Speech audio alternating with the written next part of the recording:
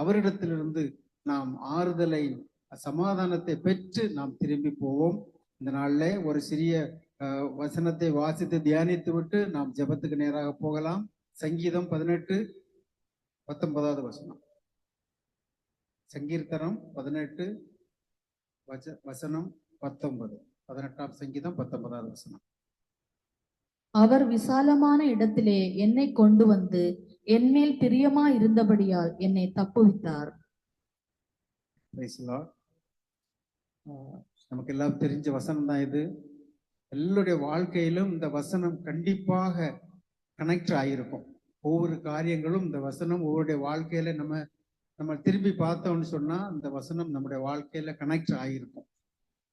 2 Samuel 22ஆம் அதிகாரம் 20வது வசனத்துல இதே வசனம் தான் சொல்லுது, என் மேல் அவர் பிரியமா இருந்தபடியால் விசாலமான இடத்திலே என்னை கொண்டு வந்து என்னை தப்புவித்தார். அது இந்த வசனத்துல நான் 3 காரியங்களை பார்க்கலாம். ஒண்ணு, he delights in me. அதான் ஃபர்ஸ்ட். அதுல சாமுவேல் வாசிக்கும் பொழுது என் மேல் அவர் பிரியமா இருந்தபடியால் அப்படின்னு தொடங்குது. he delights in me. First வந்து அவர் he loves me அல்லது he loves us. நம்மளை அவர் நேசிக்கிற தேவன். ஒண்ணு, அப்படி நேசிக்கிற தேவன் ஆனதுனால தான். Number 2, he brought me out into a large place, ஒரு broad place. விசாலமான இடத்துல என்னை கொண்டு வந்து என்னை, அடுத்தது 3rd வந்து என்னை தப்புவித்தார். ஃபர்ஸ்ட் வந்து என்னை அவர் நேசிக்கிறார். he loves me. என்னை அவர் நேசிக்கிறதுனால அவர் என்ன செய்யறாரு, என்னை ஒரு விசாலமான இடத்துக்கு என்னை கொண்டு வந்து என்னை தப்புவிக்கிறார். இதுல நம்ம பார்க்க வேண்டிய 3 காரியமும், ஒன்று, அவர் நம்மை நேசிக்கிறார். அவர் நேசிக்கிற தேவன், அன்பான தேவன், நம்மளை நேசிக்கக்கூடிய தேவன். நம்ம ஒவ்வொருடைய வாழ்க்கையில நம்ம பார்த்தா தெரியும் அவருடைய அன்பு நம்மளை எவ்வளவு ஆட்கொண்டு இருக்கிறது அப்படின்னு நமக்கு பார்த்தா தெரியும். எங்களுக்கெல்லாம் இந்த பிரச்சனை வரலன்னு சொன்னா அவருக்கு அன்பை நாங்க ருசி பார்த்திருக்கவே முடியாது. இந்த உலக பிரகாரமான வாழ்க்கையில தான் நாங்கள் வாழ்ந்துட்டு இருந்திருப்போம். எங்களுக்கு ஒரு சோதனைக்குள்ளால் அவர் எங்களை கொண்டு போனதின் மூலமா தான் அவர் எப்படிப்பட்டவர், அவருடைய அன்பு எப்படிப்பட்டது அப்படிங்கிறத எங்களுக்கு ருசி பார்க்க முடிஞ்சது. ஒவ்வொருடைய வாழ்க்கையில இதே மாதிரி தான். நம்மளோட வாழ்க்கையை நம்ம சிந்தித்து பார்த்தோம்னு சொன்னா அவர் நம்ம நேசிக்கிற தேவனா இருக்கிறார். அதை யோவான் கிட்ட கேட்கிறாரு, பேதுரு கிட்ட கேட்கிறாரு, யோனாவின் குமாரனாய் சீமோனே, நீ என்னை நேசிக்கிறாயா அப்படின்னு கேட்கிறாரு. 3 தடவை கேட்கிறாரு, நீ என்னை நேசிக்கிறாயா, நீ என்னை நேசிக்கிறாயா, நேசிக்கிற. அப்போ அவரு பேதுரு சொல்றாப்புல, கர்த்தாவே, நீர் உமக்கு எல்லாமே தெரியும், நான் உண்மை நேசிக்கிறது உமக்கு தெரியும், ஆனாலும் திருப்பி திருப்பி என்கிட்ட கேட்கிறீரே அப்படின்னு சொல்லி அவருக்கு மனசுக்குள்ளால ஒரு எண்ணம் வந்திருக்கும். அப்ப அவர் சொல்றாரு, என் ஆடுகளை மேய்ப்பாயாக அப்படின்னு சொல்றாரு. அப்போ அவருக்கு நேசிக்கக்கூடிய ஒரு ஆளுக்கு அவருக்கு போடக்கூடிய கட்டளை என்னன்னு சொன்னா, என் ஆடுகளை மேய்ப்பாயாக அப்படின்னு சொல்றாரு. ஒருவேளை மனசுக்குள்ள நினைச்சிருக்கலாம், ஏன்னா ஆடு மேய்க்க சொல்லிட்டாரு இவரு, வேற ஒரு நல்ல போஸ்ட் தராம பொந்திய பிலாத்து அல்லது ஏரோது இப்படிப்பட்ட ஒரு போஸ்ட் அப்படி போய் இரு அப்படின்னு சொல்லாம என் ஆடுகளை மேய்ப்பாயாக அப்படின்னு சொல்லிட்டாரே அப்படின்னு ஒரு எண்ணம் வரலாம், வந்திருக்கலாம். ஆனா அந்த ஆடுகளை மேய்ப்பாயாக, ஃபீடு மே ஷீப்ஸ் அப்படின்னு போட்டிருக்கு. அப்படின்னு சொன்னா அது எவ்வளவு பெரிய வேலை. அப்படி அது மற்ற வேலைகள், உலக பிரகாரமான வேலைகளை விட ஆடுகளை மேய்க்கிற ஒரு மேய்ப்பனுடைய வேலைங்கிறது ஒரு பெரிய வேலை. அது வந்து ஒரு கனத்துக்குரிய வேலை, அது ஒரு பெரிய வேலை. அதுதான் அவர் சொல்றாரு, நீ என் ஆடுகளை மேய்ப்பாயாக. இன்னைக்கு கர்த்தருடைய ஊழியத்தை செய்யக்கூடியவங்க எல்லாம், நீங்க செய்யக்கூடிய ஊழியங்கள் கர்த்தருக்கு ஒரு கனம் பொருந்திய ஒரு ஊழியத்தை செய்துட்டு இருக்கீங்க.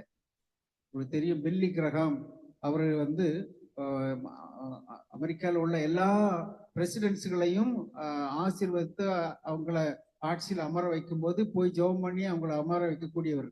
அவர்கிட்ட ஒரு தடவை அந்த நியூஸ் பேப்பர் அவங்கள ஜேர்னலிஸ்ட் எல்லாம் கேள்வி கேட்குறாங்க, உங்களுக்கும் இதை மாதிரி அமெரிக்காவுக்கு அதிபர் ஆயிருக்கலாமே அப்படின்னு கேட்டது. அவர் சொல்றாரு, இதை விட நான் ஒரு பெரிய பதவியில கர்த்தர் என்னை எடுத்து வச்சிருக்கிறாரு.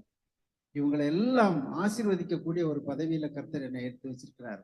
இது வந்து ஒண்ணுமே கிடையாது, இந்த உலக பிரகாரமான அரசியல்கள் எல்லாம் ஒண்ணுமே கிடையாது அப்படின்னு சொன்னார்.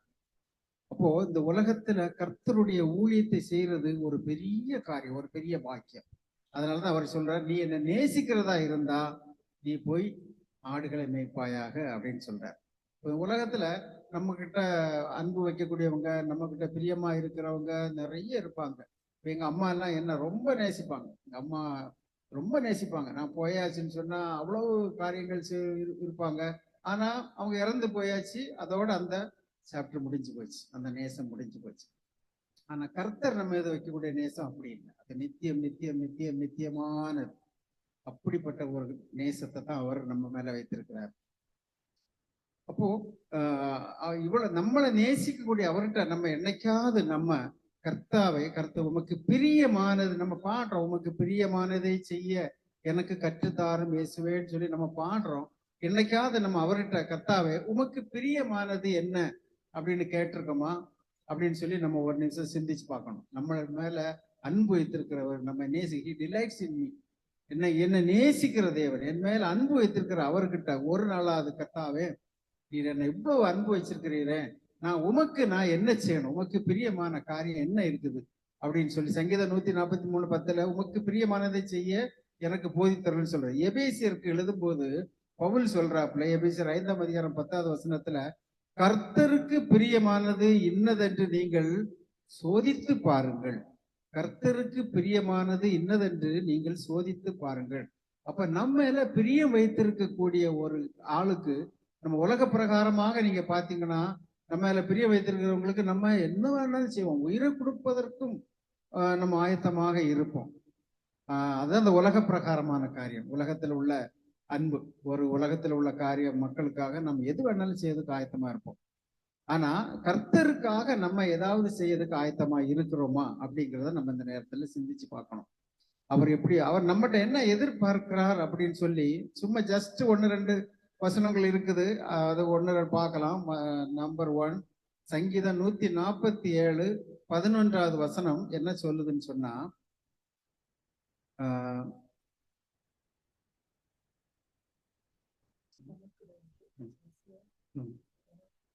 தமக்கு பயந்து தமது கிருபைக்கு காத்திருக்கிறவர்கள் மேல் கர்த்தர் பிரியமா இருக்கிறார். அதுல நம்பர் 1 பயப்படுகிறவர்கள், நம்பர் 2 கிருபைக்கு காத்திருக்கிறவர்களுக்கு மேல அவருக்கு பிரியம். 1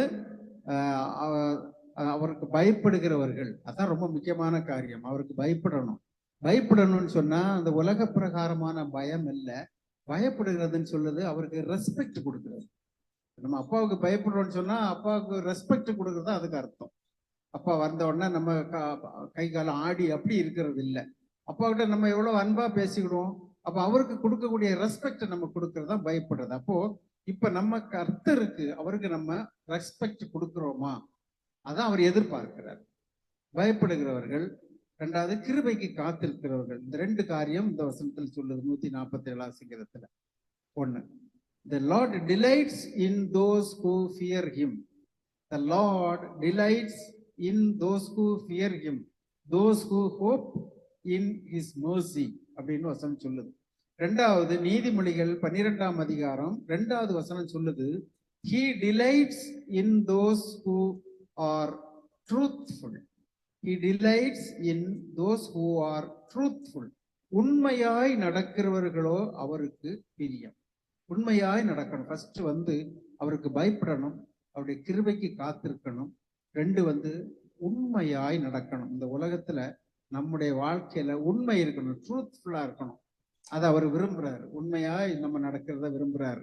அப்படின்னா பொய் ஒன்றும் உங்கள் வாயிலிருந்து வராமல் இருப்பதாக அப்படின்னு சொல்லுது. அதனால பொய் சொல்லக்கூடாது. நம்முடைய வாழ்க்கையில மேக்சிமம் எவ்வளவு உண்மையாக நம்ம நடக்க முடியுமோ அந்த நடக்கணும். ஆவிக்குரிய வாழ்க்கை, ஆவிக்குரிய அர்த்தத்தை நம்ம எடுக்கும்போது அது இல்லை, ஆவிக்குரிய அர்த்தம் எடுக்கும்போது உண்மையாக அவருடைய பிரமாணத்தை நாம் அனுசரிக்கக்கூடியவர்களா இருக்கணும். அவர் சொல்லி இருக்கிறதான கட்டளைகளுக்கு நாம் கீழ்ப்படுகிறவர்களா இருக்கணும். மாய்மாலமான ஒரு ஜீவிதம் செய்யக்கூடாது. அதான் பொய்யான வாழ்க்கை, மாய்மாலமான ஜீவிதம் அது இல்லை அவர் விரும்புறது. உண்மையான ஒரு வாழ்க்கையை விரும்புறாரு. ஸ்பிரிச்சுவலா நம்ம பார்க்கும்போது கர்த்தரோடு சேர்ந்து நாம ஜீவிக்கிறது தான் உண்மையான ஒரு வாழ்க்கை இந்த உலகத்துல. அப்ப உண்மையான ஜீவிதத்தை கர்த்தர் விரும்புகிறார். நம்பர் 3 சங்கீதம் 37:23 போட்டிருக்கு, the Lord delights in the steps of a good man. நல்ல மனிதனுடைய நடையின் மேல் அவர் பிரியமாய் இருக்கிறார். நல்ல மனிதனுடைய நடையின் மேல் அவர் பிரியமா இருக்கிறார். அப்போ ஒரு மனிதனுடைய நடக்கை எப்படி இருக்குன்னு உலகம் பார்க்குது, உலகம் கவனிக்கிறது. ஒரு இயேசு கிறிஸ்தவ பிள்ளைகள்னு சொன்னா நம்முடைய நடக்கைகள் எப்படி இருக்குங்கிறத பாக்குறாங்க. இப்ப நம்முடைய நடக்கைகள் சரி இல்லாததுனாலதான் இப்போ நிறைய பேர் கிறிஸ்தவர்கள் ஆகிறதுக்கு வருத்தப்பட்டு இருக்காங்க. நம்முடைய ஒரு கிறிஸ்தவை ஏற்றுக்கொண்ட கிறிஸ்தவ பிள்ளைகளுடைய நடக்கை, அவங்களுடைய காரியங்கள் எல்லாம் மற்றவங்களுக்கு ஒரு சரியான எடுத்துக்காட்டாக இல்லாததுனால கிறிஸ்துவை ஏற்றுக்கொள்ள வருவதற்கு அவங்க தயக்கம் அடைகிறாங்க. இன்னும் கொஞ்சம் டீப்பா போனோம்னு சொன்னா பெந்தேகோஸ்து சொல்லிட்டு இருக்க நமக்குள்ளாடியே நிறைய காரியங்கள், நிறைய குறைவுகள். நம்மகிட்ட அன்பு இல்லை, மற்றவங்களை நேசிக்கக்கூடிய ஒரு அன்பு இல்லை. இன்னும் மற்றவங்களுக்கு நமக்கு உதவி செய்யக்கூடிய ஒரு எண்ணங்கள் இல்லை. மற்றவங்களுக்கு இப்படி நிறைய காரியங்கள் ஒன்னொன்னா சொல்லிட்டு போகலாம். அப்ப இந்த காரியங்கள் நம்மகிட்ட இல்லாததுனால அவங்க இப்போ எங்க ஊர்ல இங்க பாத்தீங்கன்னு சொன்னா பெந்தேகோஸ்துனா போக மாட்டாங்க. ஏன்னு சொன்னா அவங்கள்ட்ட போனோம்னா நீங்க எல்லாம் நரகத்துக்கு போகக்கூடிய ஆட்கள், நாங்க தான் மோட்சத்துக்கு போவோம், நீங்க எல்லாம் எப்படி இருந்தீங்கன்னா நரகத்துக்கு போயிருவீங்க. அவங்கள அரவணைத்து அவங்கள கூட்டிட்டு வந்து அவங்கள வச்சு அவங்கள்ட்ட இந்த விஷயத்த சொல்லி பிரமாணங்களை சொல்லி அவங்கள அனுசரிக்க வைக்க, அந்த காரியங்களை விட்டுச்சு அவங்கள பார்த்த உடனேயே நீங்க எல்லாம் நரகத்துக்கு போகக்கூடியவங்க, நரகத்து பிள்ளைகள் அப்படின்னு சொல்லியாச்சு சொன்னா அவங்க இப்ப என்ன நினைக்கிறாங்கன்னா பெந்தேகோஸ்துக்காரங்களை கண்ட உடனே கிட்ட வர்றதுக்கு பயப்படுறாங்க. இப்படிப்பட்ட வாழ்க்கை, இப்படிப்பட்ட நம்முடைய நடக்கைகள் மற்றவங்களுக்கு ஒரு சாட்சியாக இருக்கணும். நம்ம நடக்கை மற்றவங்களுக்கு சாட்சியாக இருக்கணும். அதனால நல்ல மனிதரோட நடக்கையின் மேல் அவர் பிரியமாய் இருக்கிறார். 3. 4வது எபிரேயர் 10ஆம் அதிகாரம் 38வது வசனம் சொல்லுது. அதுல 2 வசனம் சொல்லுது. எபிரேயர் 10:38, 11:6 சொல்லுது, விசுவாசத்தினாலே நீதிமான் பிழைப்பான், பின்வாங்கி போவானானால் அவன் மேல் என் ஆத்துமா பிரியமாய் இராது அப்படின்னு சொல்லுது. அப்படின்னு சொன்னா விசுவாசம் ஒரு மனிதனோட வாழ்க்கையில ரொம்ப முக்கியம். அவர் நம்ம மேல பிரியமா இருக்கணும்னு சொன்னா ஃபர்ஸ்ட் நம்ம அவரை விசுவாசிக்கணும். விசுவாசம் நம்முடைய வாழ்க்கையில இருக்கணும். ஒரு கிறிஸ்தவனுடைய வாழ்க்கையில ரொம்ப நம்முடைய வாழ்க்கையே விசுவாசத்துலதான் ஒவ்வொரு ஸ்டெப்பும் நடந்து போயிட்டு இருக்குது. ஒவ்வொரு வாழ்க்கையும் நம்முடைய வாழ்க்கையில நிறைய பிரச்சனைகள் நம்முடைய வாழ்க்கையில வந்துட்டு இருக்குது. அந்த பிரச்சனைகளில இருந்து நம்ம முன்னாடி பார்த்தோம்னு சொன்னா எப்படி இந்த பிரச்சனையை நம்ம சால்வ் பண்ணி கடந்து போறோமோ அப்படிங்கிற ஒரு சந்தேகமான ஒரு எண்ணம் நமக்குள்ளால இருக்கும். ஆனா நான் விசுவாசத்துல நடந்து போகும் பொழுது அந்த பிரச்சனைகளை தாழ்வு. அதனாலதான் பவுல் சொல்றாரு, we walk by faith not by sight அப்படின்னு சொல்றாப்புல. நாங்கள் தரிசித்து நடவாமல் விசுவாசித்து நடக்கிறோம்னு சொல்றாப்புல. எந்த காரியத்தை உலகத்துல பாத்தீங்கன்னு சொன்னா உலக பிரகாரமான ஒவ்வொரு காரியங்களையும் நம்ம பார்க்கும்போது நாங்கள் தரிசித்து நடவாமல் நாங்கள் விசுவாசித்து நடக்கிறோம். நிறைய காரியங்களை பாருங்க.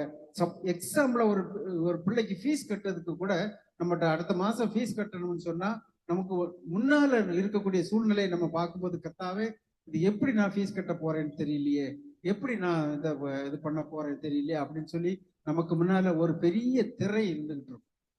ஆனா நம்ம விசுவாசத்தோட அந்த ஸ்டெப்பை எடுத்து வைக்கும் பொழுது கர்த்தர் ஏதாவது வழிகளை திறந்து நமக்கு அடுத்த ஸ்டெப்புகளை நடக்க வைப்பார். அதனால கிறிஸ்தவருடைய வாழ்க்கையில, அது ஒரு பெந்தேகோஸ்து கிறிஸ்தவருடைய வாழ்க்கையில விசுவாசம் ரொம்ப முக்கியம்.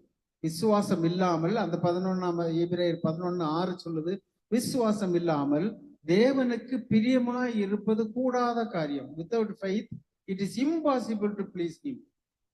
அவருக்கு பிரியமா இருப்பது ரொம்ப கஷ்டம் விசுவாசம் இல்லாமல். அப்போ ஒரு கிறிஸ்துவனுடைய வாழ்க்கையில விசுவாசங்கிறது ரொம்ப முக்கியம். 5வது ஒரு காரியத்தை சொல்றேன். அடுத்து பிள்ளைகளுக்கு சொல்லியிருக்கு, children obey your parents in all things for this is well pleasing unto the Lord. பிள்ளைகளே, உங்கள் பெற்றோருக்கு எல்லாவற்றிலும் கீழ்ப்படியுங்கள், இது கர்த்தருக்கு பிரியமானது. இது கர்த்தருக்கு பிரியமானது. பிரியமான காரியங்கள் தான் இப்ப பார்த்துட்டு வரோம். 5வது காரியம் கர்த்தருக்கு பிரியமானது. பெற்றோருக்கு கீழ்ப்படுகிறது ஒரு முக்கியமான காரியம், கர்த்தருக்கு பிரியமானது. நம்ம பெற்றோருக்கு கீழ்ப்படுகிறன்னு சொன்ன உடனே நம்ம மனசுல வரக்கூடியது சின்ன ஜெஃப்ரி, ஹானா, அவங்களதான் நம்ம மனசுக்குள்ள வரும். நம்ம மனசுல இப்ப நிர்மலாங்க அம்மா இருக்காங்க, அல்லது எனக்கு அம்மா அப்பா உயிரோட இருக்கும்போது அந்த எண்ணம் வராது. நமக்கு உடனே சின்ன பிள்ளைகளை பாரு கீழ்ப்படியாம போகுது அப்படி இப்படின்னு. பெரியவங்களுக்கும் இதுதான். வயசானவர் நமக்கு இப்ப 50-60 வயசானவங்களுக்கு நமக்கு ஒரு பெற்றோர்கள் இருக்காங்களா, அப்பா அம்மா இருக்காங்களா, அவங்களுக்கு கீழ்ப்படியணும். அவங்க சொல்லக்கூடிய அட்வைஸ்களை நம்ம கேட்கணும், அவங்களுக்கு நம்ம கீழ்ப்படியணும். அதுதான் வசனம் சொல்லுது. பெற்றோர்களுக்கு நீங்க கீழ்ப்படியணும். அதுதான் வசனம். அப்போ அதுதான் கர்த்தர் விரும்புறார். இது கர்த்தருக்கு பிரியமானது. நம்ம எவ்வளவு பெரியவங்களா இருந்தாலும் கலெக்டருக்கு வேணா படிச்சுட்டு வரலாம், நம்ம வந்து பெரிய வக்கீலா இருக்கலாம், பெரிய டாக்டரா இருக்கலாம். ஆனா நம்முடைய பெற்றோருக்கு நம்ம எப்பவுமே நம்ம கீழ், அவங்களுக்கு அவங்களுடைய வார்த்தைக்கு நம்ம எப்பவுமே கீழ்ப்படிஞ்சிருக்கணும். இதுதான் கர்த்தர் விரும்புகிறார். இது ஒரு கிறிஸ்தவ விசுவாச பிள்ளைகளுக்கு இது கர்த்தர் போடக்கூடிய ஒரு கட்டளை. அடுத்தது ஒரு காரியத்தை மட்டும் பார்த்துட்டு டைம் இல்ல முடிச்சிடலாம். 2 கொரிந்தியர் 9ஆம் அதிகாரம் 7வது வசனத்துல, God loves a cheerful giver. அவன் விசனமாயுமல்ல கட்டாயமாயுமல்ல தன் மனதில் நியமித்தபடியே கொடுக்க கடவன். உற்சாகமாய் கொடுக்கிறவனிடத்தில் தேவன் பிரியமாய் இருக்கிறார். உற்சாகமாய் கொடுக்கிறவனிடத்தில் தேவன் பிரியமாய் இருக்கிறார். இது நம்ம வந்து இதை எடுத்த உடனே நம்ம வந்து உலக பிரகாரமான காரியங்களை பார்த்துறோம். பைசா 10% பாக்கெட்ல இருந்து பணத்தை எடுத்து காணிக்க போடுறது, காணிக்க கொடுக்கறது, அப்படிதான் நம்ம மனசுல உடனே எண்ணங்கள் வரும். அது மாத்திரமல்ல, ஸ்பிரிச்சுவலா நம்ம பார்க்கும்போது நம்ம வந்து கர்த்தருக்கு நம்முடைய உள்ளத்தை உற்சாகமாக கொடுக்கணும். இந்த உலகத்துக்கு நம்முடைய உள்ளத்தை கொடுக்கிறது, உலகத்துல ஆசாபாசங்களுக்காக, குடும்பத்தின் பிரச்சனைகளுக்காக, குடும்பங்களுக்காக, சிலர் பிள்ளைகளுக்காக, சிலர் ஒய்ஃபுக்காக, அவங்களெல்லாம் ரொம்ப மனசுக்குள்ளால வச்சிருப்பாப்புல. பிள்ளைகள்னு சொன்னா பயங்கரமா வச்சிருப்பாங்க. பிள்ளைகள் வந்து வேற எந்த காரியத்தையும் பார்க்கறது இல்லை. பிள்ளைகளுக்கு காரியம், பிள்ளைகள் அதை படிக்க, அதை அங்க படிக்க, இங்க படிக்க வைக்கணும். கர்த்தருக்காக வந்து எந்த திங்கிங்கும் இல்லை. அதைதான் சொல்றாரு, உற்சாகமாய் நம்ம கர்த்தருக்கு உற்சாகமா நம்ம கொடுக்கணும், நம்முடைய உள்ளத்தை கொடுக்கணும். அதோடு சேர்ந்துதான் கர்த்தருடைய ஊழியத்துக்காக நமக்கு முடிந்த உதவிகளை செய்யணும். அதுவும் இதுல சேர்ந்து வருது. அப்போ உற்சாகமாய் கொடுக்கிறவனிடத்தில் தேவன் பிரியமாய் இருக்கிறார். அவனவன் விசனமாயும் அல்ல கட்டாயமாயும் அல்ல தன் மனதில் நியமித்தபடியே கொடுக்க கடவன். உற்சாகமாய் கொடுக்கிறவனிடத்தில் தேவன் பிரியமாய் இருக்கிறார். இப்படி அவருடைய பிரியம் இப்படி எல்லாம் இருக்குது. அந்த பிரியை நம்ம அவருக்கு பிரியமானபடி நாம் நடக்கிறோமா? இப்படி வந்து அன்பு காட்டக்கூடிய ஒரு கடவுள் தான், ஒரு தெய்வம் தான், ஒரு ஏசப்பா தான் என்ன செய்கிறாரு? He brought me out into a large அல்லது broad place, ஒரு விசாலமான இடத்துக்கு கொண்டு வராரு.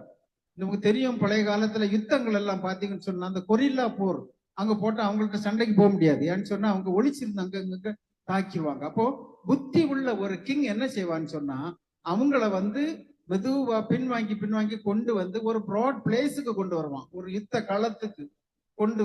அவங்க மெதுவா இது நம்ம நியாயாதிபதிகளை பார்க்கும்போது 2-3 நியாயாதிபதிகள் இப்படி யுத்தம் செய்திருக்காங்க. அவங்களை என்ன பண்ணுவாங்கன்னு சொன்னா கோட்டையும் மதிலும் கோட்டைக்குள்ளால இருக்கக்கூடியவங்களை போய் சண்டை போட்டு எடுக்கணும்னு சொன்னா அவங்கள்ட்ட டெக்னிக்கா என்ன பண்ணுவாங்கன்னு சொன்னா அங்க உள்ள போயிட்டு பயந்து ஓடுற மாதிரி மெதுவா ஓடி வருவாங்க. அப்ப இவங்களை பயந்து ஓடுறாங்கன்னு சொல்லி துரத்திக்கிட்டே வந்து ஒரு சரியான பிளேஸ், யுத்தம் செய்யக்கூடிய பிளேஸுக்கு வந்த உடனே மாறி நின்று அடிக்கிறது. இதான் he brought me out into a large place. எங்களுடைய வாழ்க்கையில நாங்க பார்த்தோம்னு சொன்னா மஸ்கட்ல நாங்க இருந்திருந்தேன்னு சொன்னா நான் இப்ப செத்து போயிருப்பேன். ஏன்னு சொன்னா நாங்க வந்து மஸ்கட்ல கேபிட்டல்ல இருந்து ஒரு 500 கிலோமீட்டர்ஸ்க்கு அப்புறம் உள்ளால ஒரு காட்டுக்குள்ளால ஒரு ஹாஸ்பிட்டல்ல தான் வேலை பார்த்துட்டு இருந்தோம். இந்த டிசீஸ் நான் மஸ்கட் இருக்கும்போது வந்திருந்தா அங்க அதுக்குள்ள ஃபெசிலிட்டிஸே கிடையாது. அங்க இருந்து எனக்கு கேபிட்டலுக்கு கொண்டு போகணும்னு சொன்னா 3-4 hours டிராவல் பண்ணி தான் போக முடியும். அதுக்குள்ளாடி டெத் ஆயிரும். கர்த்தர் எவ்வளவு பெரியவர் பாருங்க, அங்க இருந்து என்ன இங்க கொண்டு வர்றாரு. அதான் வந்து விசாலமான இடத்துக்கு கொண்டு வர்றது. இங்க கொண்டு வந்து என்ன பண்றாரு பாருங்க. இங்க வந்த உடனே வீட்டுல இருந்து 5 நிமிஷத்துல ஹாஸ்பிட்டல் போயிடலாம். இந்த பிரச்சனை வரும்போது 5 மினிட்ஸ்ல இங்க இருந்து ஹாஸ்பிட்டல் போயிட்டோம். ஹாஸ்பிட்டல்லையும் எல்லா ஃபெசிலிட்டிஸும் இருக்குது, எல்லா காரியங்களும் இருக்குது. கர்த்தர் இதெல்லாம் ஆயத்த பண்ணி வச்சுட்டு தான் என்னை விசாலமான இடத்துல கொண்டு வந்தார். என்னுடைய வாழ்க்கையில நாங்க எப்போது இந்த வசனத்தை நான் நினைக்கும் போதெல்லாம், முன்னாடி எல்லாம் நான் எழுதி பாக்கெட்ல போட்டிருப்பேன். கொஞ்சம் ஒரு 4-5 இம்பார்ட்டன்ட் வசனங்களை பாக்கெட்ல எழுதி போட்டிருப்பேன். எப்பவும் அதை பார்ப்பேன். அதுல ஒரு வசனம், அந்த வசனம் எங்க வாழ்க்கையில ரொம்ப முக்கியமான வசனம், எங்க வாழ்க்கையில கிரியை செய்த வசனம். நீங்க திங்க் பண்ணி பாத்தீங்கன்னு சொன்னா, இப்ப பாத்தீங்கன்னு சொன்னா இந்த வசனம் உங்களுக்கும் இந்த கனெக்ட் ஆகும், ஏதாவது ஒரு விஷயத்துல கனெக்ட் ஆகிருக்கும். இன்னைக்கு நம்ம டைம் ஆயிடுச்சு, அதனால நான் அதுக்கு மேல போகல. என் மேல் அவர் பிரியமாய் இருந்தபடியால் விசாலமான இடத்திலே என்னை கொண்டு வந்து என்னை தப்புவித்தார். 3வது காரியம், நம்மளை தப்புவித்தார். அந்த விசாலமான இடத்துக்கு நம்மளை கொண்டு வரணும்னாலே நம்ம ஏதோ ஒரு ப்ராப்ளத்துக்குள்ளால சிக்கி இருக்கிறோம். தப்புவிக்கிறதுக்கு தான் அந்த விசாலமான இடத்துல கொண்டு வரார். நம்முடைய சுகமா ஜீவிக்கிறதுக்கு அல்ல, நாம இன்பத்தை அனுபவிக்கிறதுக்கு அல்ல, ஏதோ ஒரு பிரச்சனையிலிருந்து நம்ம விடுவிப்பதற்காக அவர் என்ன செய்யறாரு. இப்ப எங்களுடைய வாழ்க்கையில கொண்டு வந்தது அவரு. ஏதோ பிரச்சனையில இருந்து எங்களை இங்க வந்ததுனால அவருடைய அன்பை நாங்க ருசி பார்க்க முடிஞ்சது, அவருடைய பிரமாணங்களை நாங்க அனுசரிக்க முடிஞ்சது, இயேசுவுக்காக நாங்க ஏதாவது செய்யணுங்கிற ஒரு எண்ணம் உங்களுடைய வாழ்க்கையில வந்துச்சு. உங்களுடைய வாழ்க்கையில இதே மாதிரிதான் நீங்க திங்க் பண்ணி பாத்தீங்கன்னா, உங்களை விசாலமான இடத்திற்கு இந்த கல்ஃபுக்கு கொண்டு வந்திருக்காரு, அல்லது ஒரு வேலையை தந்திருக்கிறாரு, கீழே இருக்கவங்களுக்கு ஒரு மேல ஒரு உயர்வை கொடுத்திருக்கிறாருன்னு சொன்னா நிச்சயமாக ஏதோ ஒரு காரியத்துக்காக கர்த்தர் உங்களுக்கு செய்திருக்கிறார். இந்த நேரத்துல கர்த்தரை உமக்கு பிரியமான காரியத்தை நான் என்ன செய்யணும் அப்படின்னு சொல்லி ஒரு கொஸ்டின் கேட்டு நம்முடைய வாழ்க்கையை நம்ம ஒவ்வொரு ஸ்டெப்பும் முன்னாடி கொண்டு போவோம். கர்த்தர் உங்களை ஆசீர்வதிப்பாராக. ஆமென்.